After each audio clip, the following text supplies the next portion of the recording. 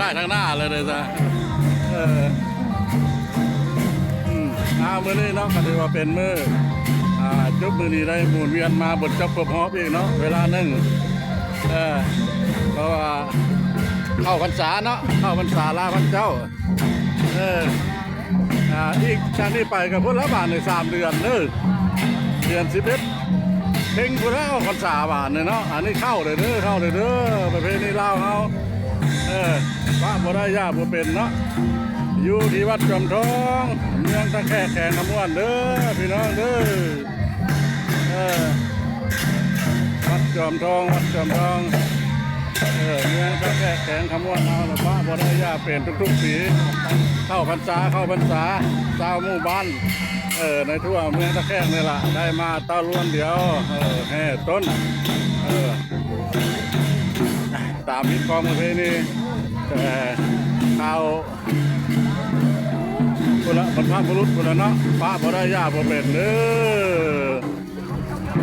แต่ใครอยู่เพิ่นแดดให้มื้อนี้นะจะเก้าฝนตกโอ้ยบ่ได้เช้าเลยมื้อนี้เราเป็นอันแดดมื้อนี้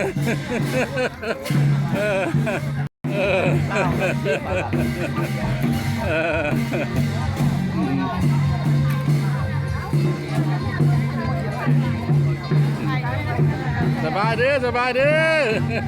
โอ้ยิ้มแย้มแจ่มใสเนาะเอาบุญเอาศีลเนาะ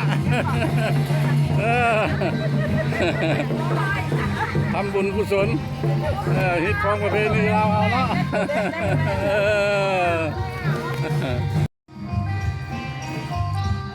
จอมทองวัดจอมทองเมืองตะแคกแข่งขมวนเข้าพรรษาปัจจุบันนี่ละ2 โมงบ่าย2 โมงแรงของวันที่18เดือน7 ปี2026ได้เข้าพรรษาได้เข้าพรรษาเลยตั้งใจจินตั้งใจทำ3 เดือนเนาะท่านผู้ชมเนาะห้ามนะเนาะ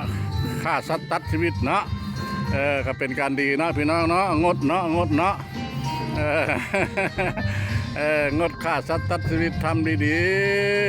ๆครอบครัวเนาะให้ฮักแพงกันให้มีสุขภาพเข้มแข็งแรงภายหลังเพิ่นต้นแล้วเนาะมารวมกันแล้วเลยพร้อมวันนี้ละกับ3 หม้อเนาะภายหลัง3 หม้อแล้วก็ขึ้นมาสู่อารามใหญ่แล้วก็มาทำพิธีทางศาสนาเนาะอันนี้เราตรวจญาติโยมมาน้อยหลายสันใดกับสันนี้แล้วเนาะมันเป็นฤดูฝนฝนตกแล้วมันก็ผู้คนกับมากับบ่หลายแน่เนาะแต่เก้าเนี่ยโอ้ยอารามตรงนี้เต็มเลย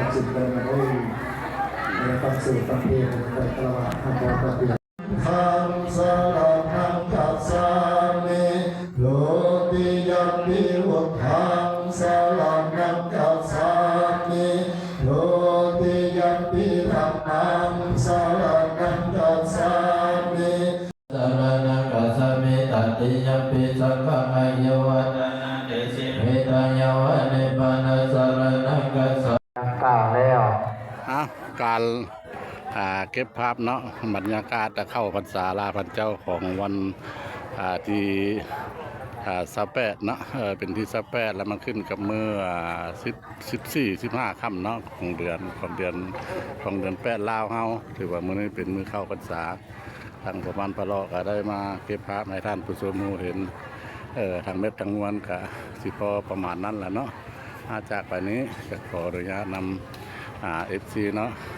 เดินพี่น้องๆภายในหรือต่างประเทศเนาะขอจบคลิปนี้ไว้เพียงเท่านี้การรอถ่ายไม่ออเดอร์ให้เพิ่นจัดแจง